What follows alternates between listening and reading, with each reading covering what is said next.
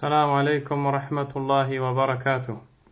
الحمد لله رب العالمين وصلى الله وسلم وبارك على نبينا محمد وعلى آله وصحبه أجمعين وأشهد أن لا إله إلا الله وحده لا شريك له وأشهد أن محمدا عبد الله ورسوله صلى الله عليه وسلم.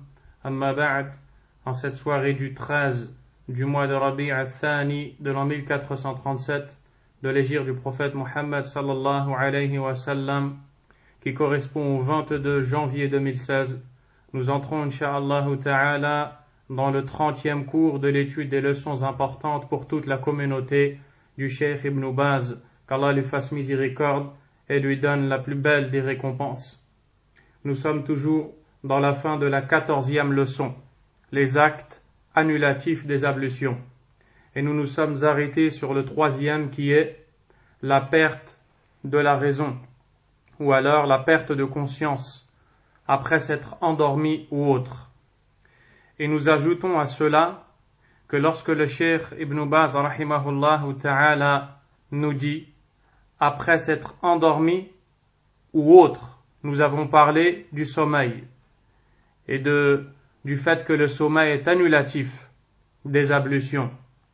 Il y a aussi autre chose, tout ce qui entre dans ce cadre, comme la perte de la raison, comme le fait de s'évanouir, et même le fait d'être en état d'ivresse. Bien que il est complètement interdit, il est totalement interdit aux musulmans de se retrouver dans cet état. Mais si un musulman, ayant la foi faible, commet le péché qui le rend dans cet état, l'état d'ivresse, ses ablutions, s'il les avait effectuées avant, deviendront vaines. 4e annulatif, Massul farji bil yad, qubulan kana ou dubura. Toucher directement ses parties intimes, devant ou derrière, sans tissu ou vêtements. Et ceci est l'avis de la majorité des savants. Al-Sheikh Abdul Razak al-Badr nous dit, et cet avis est l'avis correct, qui est de dire que si l'on touche les parties intimes sans obstacle, quand nous disons sans obstacle, nous parlons de gants, de tissus, de vêtements et toute autre chose. C'est-à-dire que si la peau de la main touche la peau des parties intimes, ceci est annulatif des ablutions. Que ce soit ses propres parties intimes que l'individu aurait touchées, et même celles d'autres, comme par exemple une mère qui lave son fils, et donc qui sera amenée pour le nettoyer à toucher ses parties intimes. Ces ablutions seront annulées. Ou alors l'époux qui touche les parties intimes de son épouse, et l'épouse qui touche celles de son époux. Également, le musulman qui lave un mort, s'il est amené à toucher ses parties intimes, bien qu'il est interdit de toucher les parties intimes du défunt, les annulations des ablutions seront effectives. Et ceci, le prophète sallallahu alayhi wa sallam nous dit, Man massa dhakarahu falyatawadda. Quiconque a touché sa partie, qu'il refasse ses ablutions. C'est la preuve que les savants ont prise pour justifier le caractère annulatif des ablutions du fait de toucher les parties intimes. 5e, manger de la viande de chameau.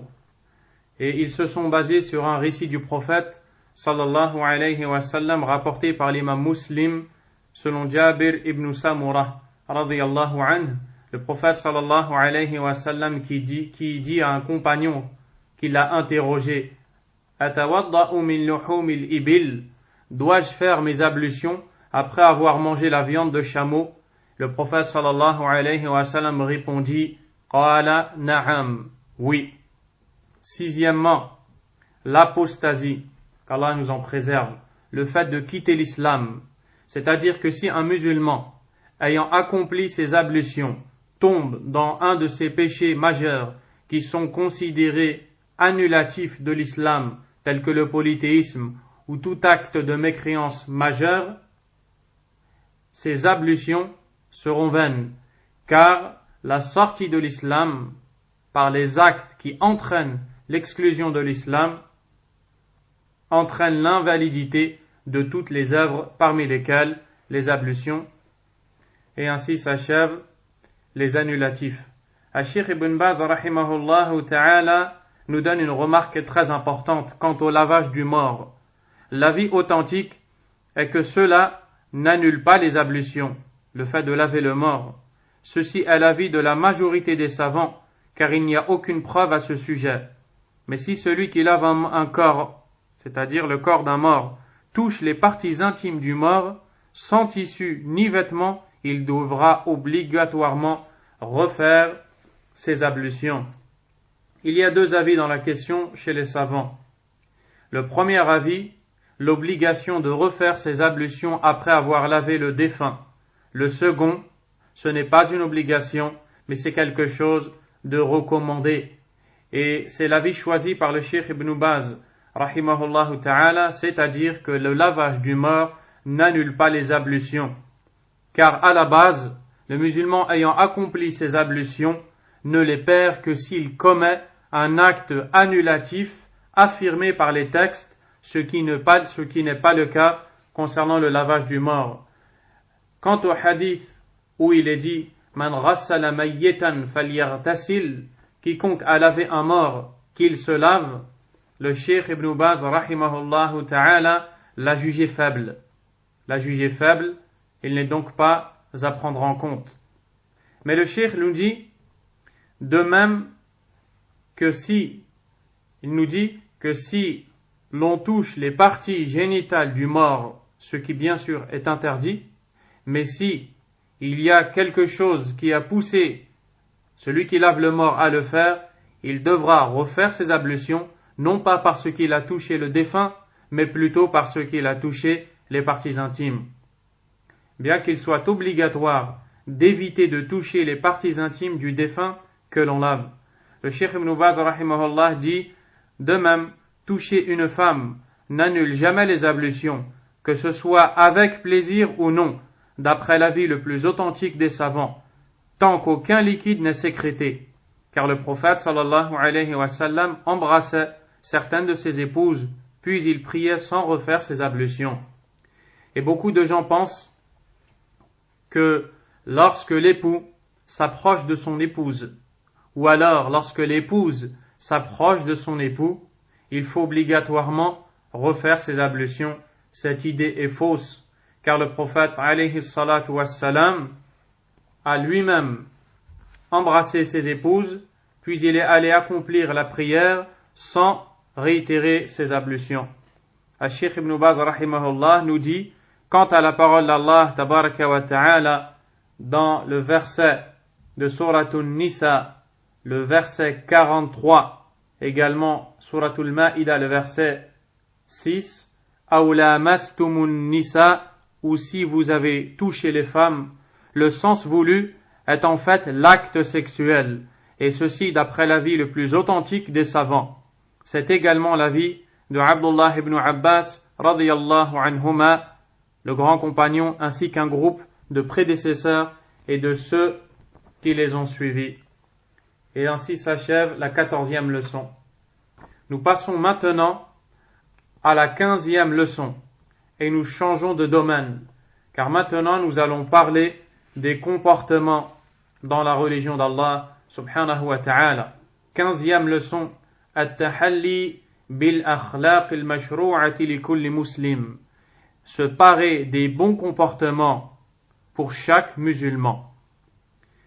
قال ابن باز رحمه الله ومنها الصدق والأمانة والعفاف والحياء والشجاعة والكرم والوفاء والنزاهة عن كل ما حرم الله وحسن الجوار ومساعدة ذوي الحاجة حسب الطاقة وغير ذلك من الأخلاق التي دل الكتاب أو السنة على مشروعيتها. Parmi les bons comportements, la véracité, l'honnêteté, la chasteté, la pudeur, le courage, la générosité, la fidélité et l'éloignement de tout ce qu'Allah a interdit, le bon voisinage, l'aide que l'on doit fournir à ceux qui sont dans le besoin en fonction de nos capacités. ainsi que d'autres comportements indiqués par le Coran et la Sunna. Cheikh Abdul Razak al-Badr, hafidhahullah, dit: le bon comportement est l'indice du bonheur, le signe de la félicité de l'individu dans ce bas monde, mais aussi dans l'au-delà. Aucun bien n'a été acquis et fait si ce n'est par le bon comportement, et aucun mal n'a atteint une personne si ce n'est à cause d'un mauvais comportement. Le bon comportement dans l'islam a un énorme poids dans la balance. Le prophète sallallahu alayhi wa sallam a été interrogé sur ce qui fait entrer le plus les gens au paradis. Il répondit: Taqwallahi wa husnul khuluq, rapporté par l'imam Ahmad et d'autres. La piété, se prémunir du châtiment d'Allah par son obéissance et faire preuve de bon comportement. Il dit aussi sallallahu alayhi wa sallam: Inna min ahabbikum ilayya wa aqrabikum minni majlisan yawm al-qiyamati ahasinakum akhlaqa. Parmi ceux d'entre vous que j'aime le plus et qui seront le plus proches de moi le jour de la résurrection, ceux parmi vous ayant les meilleurs comportements. Il dit aussi sallallahu alayhi wa sallam: Innama bu'ithtu li utammima salihal akhlaq. Je n'ai été envoyé que pour parachever les nobles comportements, rapportés par l'imam Ahmad et d'autres, rahimahumullah. De très nombreux récits prophétiques sont relatés en ce sens. Et Allah subhanahu wa ta'ala a décrit son prophète dans le Coran, sallallahu alayhi wa sallam, par ce noble caractère, en lui disant: Wa innaka la'ala khuluqin azim. Verset 4 de sourate Al-Qalam, la plume. Et certes, tu es d'une moralité éminente. Le prophète sallallahu alayhi wa sallam était l'homme au comportement le plus beau, le plus complet. Il avait la meilleure façon d'agir avec autrui. Il était de bonne fréquentation. C'est la raison pour laquelle Allah en a fait un modèle pour l'ensemble des gens.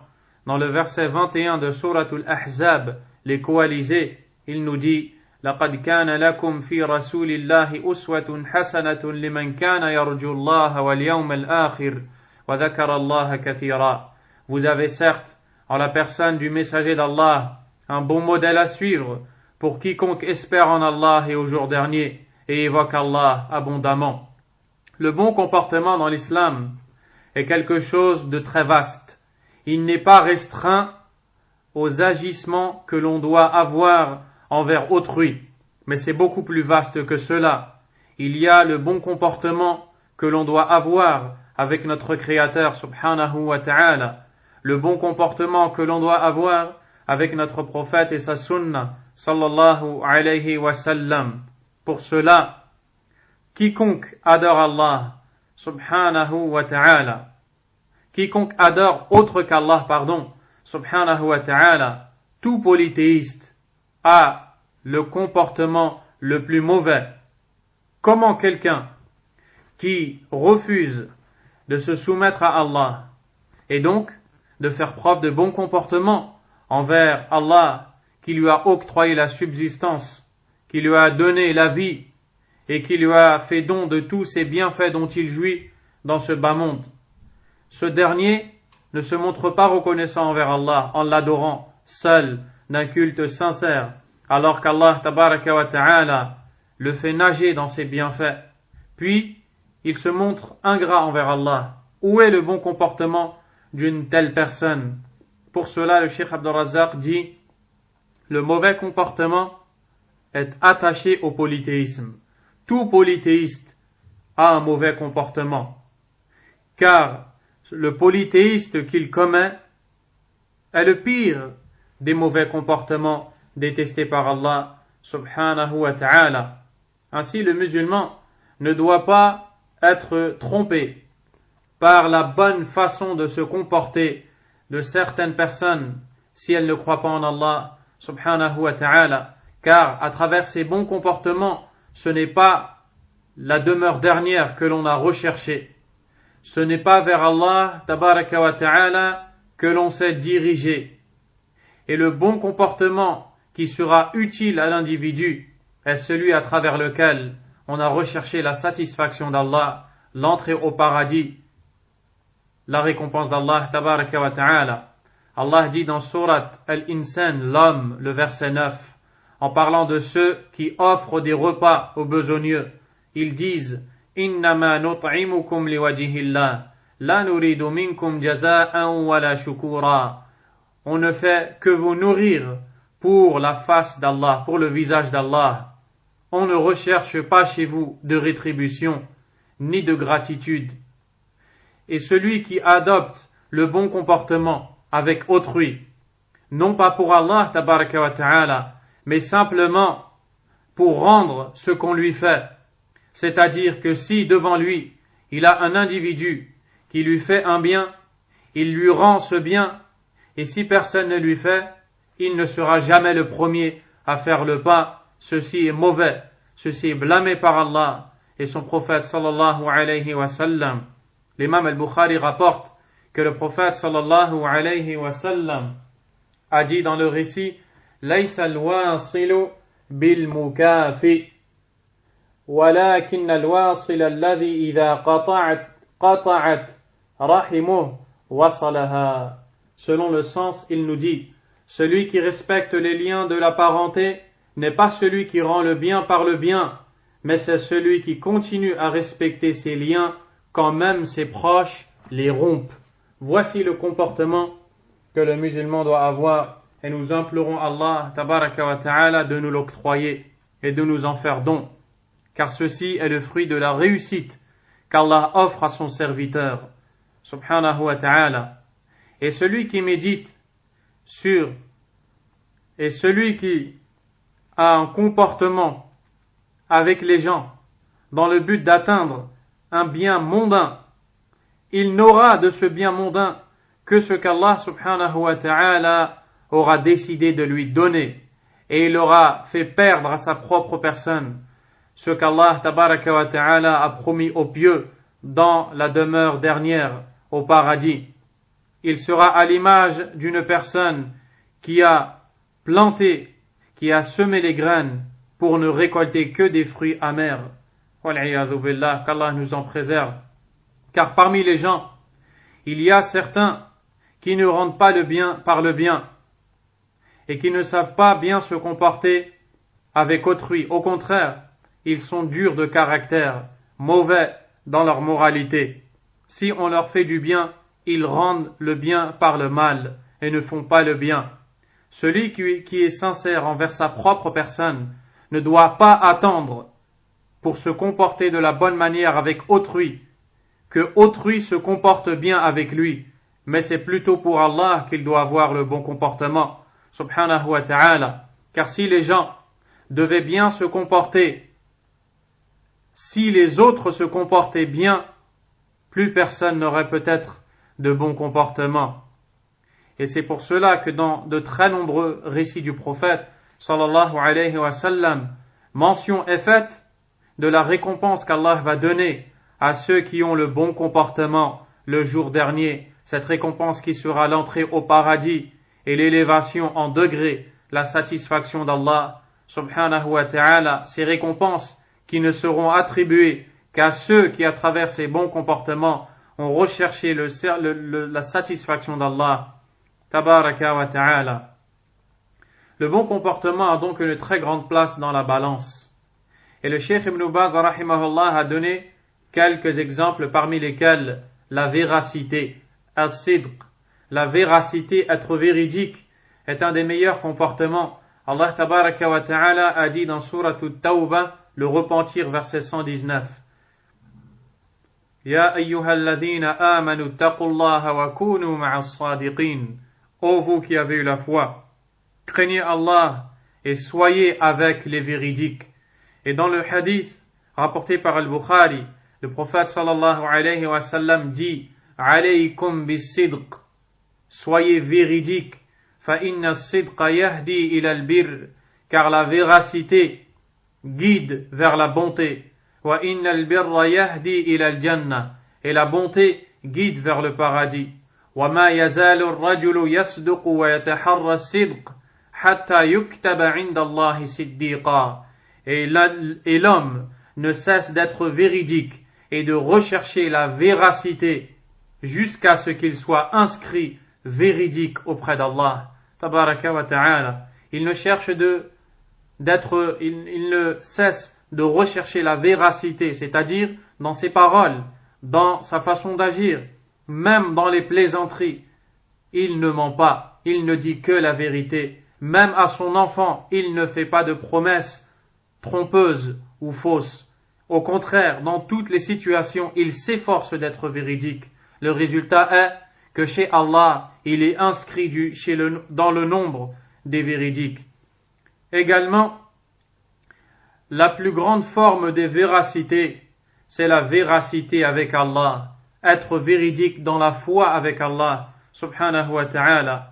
Le verset 23 de Surat al-Ahzab, les coalisés, Allah subhanahu wa ta'ala dit « Min al-mu'minin, rijalun sadaqu ma ahadu Allah alayh » Il y a parmi les croyants des hommes qui ont été véridiques dans les engagements qu'ils ont contractés, dans les engagements qu'ils ont eus, qu'ils ont pris avec Allah subhanahu wa ta'ala. Il s'agit ici d'être véridique dans la religion, d'être véridique dans la foi, d'être véridique dans l'adoration d'Allah tabaraka wa ta'ala. L'imam al-Bukhari rapporte que le prophète sallallahu alayhi wa sallam dit ما من أحد يشهد أن لا إله إلا الله وأن محمد رسول الله صدقا من قلبه إلا حرمه الله على النار. Il n'est pas un individu qui témoigne que nulle divinité ne mérite d'être adorée excepté Allah et que Muhammad est son messager de façon véridique de son cœur sans qu'Allah ne l'interdise à l'enfer. Qu'Allah tabaraka wa ta'ala nous aide à être véridique. La parole la ilaha illallah est la plus grande des branches de la foi. C'est le premier pilier de l'islam. Sans cette parole, personne n'est accepté. Et cette parole n'est acceptée que si celui qui la prononce est véridique. Et la véracité, c'est le fait que le cœur soit en adéquation avec ce que la langue prononce. La langue qui dit la ilaha illallah doit être suivie par le cœur, ou alors la langue en réalité ne fait que suivre ce que contient le cœur. Contrairement aux hypocrites cités par Allah tabaraka wa ta'ala dans le Coran avec leurs caractéristiques. Parmi les plus grandes des caractéristiques des hypocrites, il y a justement le mensonge. Et l'hypocrisie se divise en deux, l'hypocrisie majeure et l'hypocrisie mineure. L'hypocrisie majeure, c'est l'action des hypocrites cités dans le Coran, qui disent « nous sommes croyants », alors qu'en réalité dans leur cœur, ils ne le sont pas. Ils ne font que mentir pour des biens mondains et pour d'autres choses. Il y a également l'hypocrisie mineure. Et l'hypocrisie mineure, comme le fait de mentir, le fait de ne pas être véridique, la trahison. Le prophète sallallahu alayhi wa sallam dit Ayatul munafiqi thalath idha haddatha kadhab wa idha wa'ada akhlaf wa idha tumina khan. Rapporté par al-Bukhari selon Abu Huraira. Les signes de l'hypocrite sont au nombre de 3. Quand il parle, il ment. Quand il promet, il trahit. Et quand un dépôt lui est confié, il ne le remet pas à son ayant droit. C'est-à-dire qu'il triche et trahit. Wal-'iyadhu billah.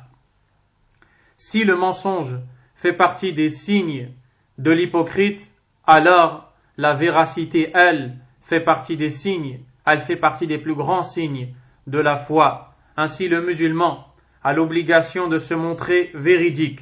C'est un des meilleurs comportements par lequel il doit se parer pour gagner la récompense d'Allah subhanahu wa ta'ala. Nas'alullah an yaj'alana min as-sadiqin. Nous implorons Allah de nous faire rejoindre le nombre des véridiques. Wallahu a'lam.